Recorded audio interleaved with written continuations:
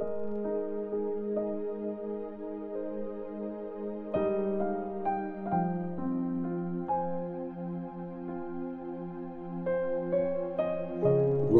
chapter 9. Ang Diyos at ang bayan niya.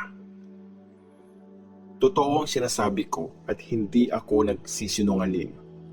Si Christ ang sinusunod ko at ginaguide ng Holy Spirit ang konsensya ko pag sinasabi kong sobrang lungkot ko at nasasaktan ng puso ko para sa sarili kong mga kababayan, ang mga Jews.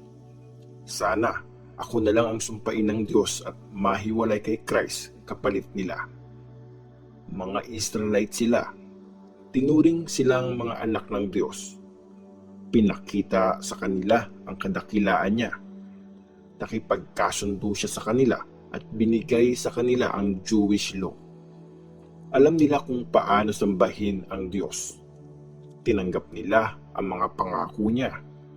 Nanggaling ang mga kilalang ancestors sa kanila at sa pagiging tao ni Christ.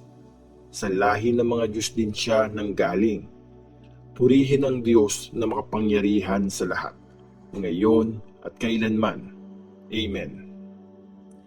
Hindi ko sinasabing hindi natupad ang mga pangako ng Diyos.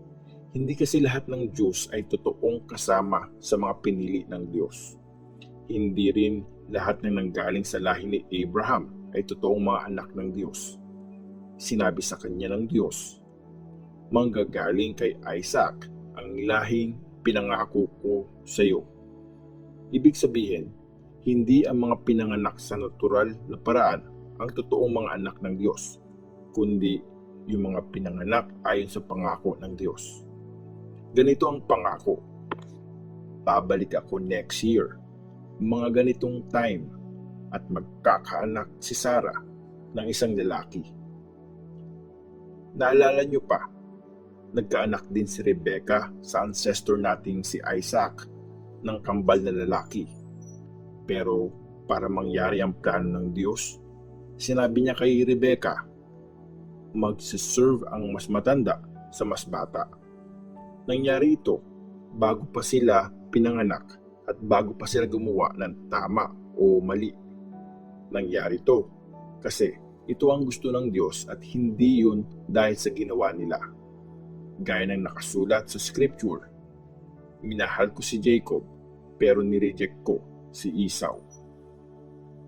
So, sasabihin ba nating unfair ang Diyos? Siyempre, hindi. Sinabi niya kasi kay Moses, maaawa ako kung kanino ko gustong maawa at mahahabag ako kung kanino ko gustong mahabag. So hindi ito nakadepende sa gusto ng tao o sa ginagawa niya, kundi sa awa ng Diyos. Sa scripture, sinabi ng Diyos sa hari ng Egypt, ginawa kitang hari kasi gagamitin kita para ipakita mo sa buong mundo ang kapangyarihan ko at para makilala nila ako.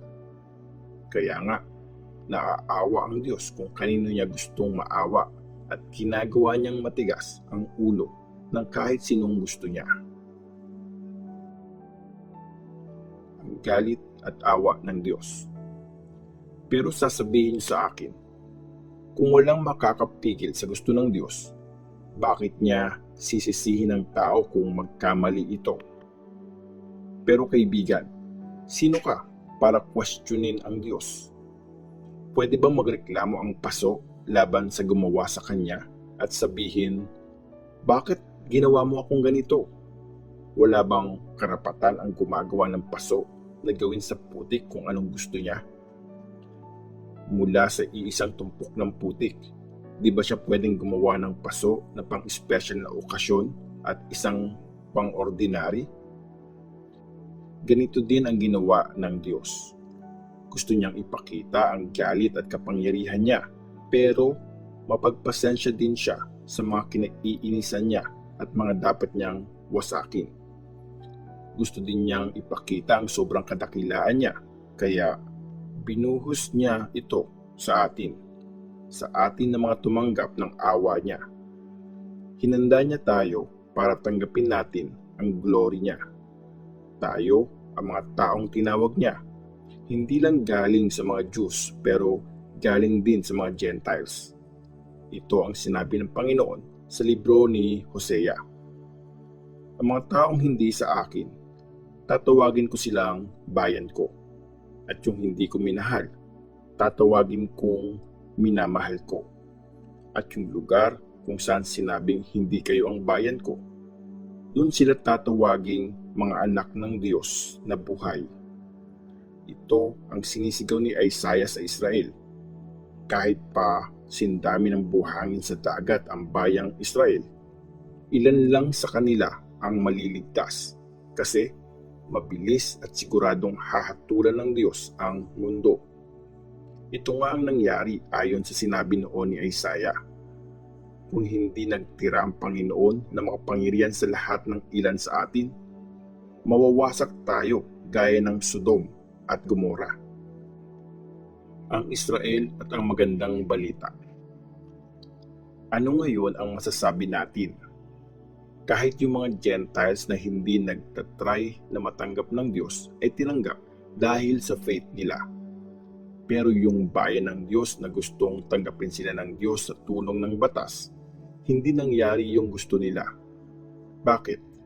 Kasi inasahan nila yung mga ginawa nila imbes na magtiwala sila sa Diyos. Kaya nadapa sila dahil sa isang batong nakakadapa. Ito yung bato na sinasabi ng Scripture. Tingnan nyo, naglalagay ako sa Zion ng isang bato na magiging dahilan ng pagkadapa ng mga tao. Isang bato na magpapabaksak sa kanila. Pero ang maniniwala sa kanya, hindi mapapahiya.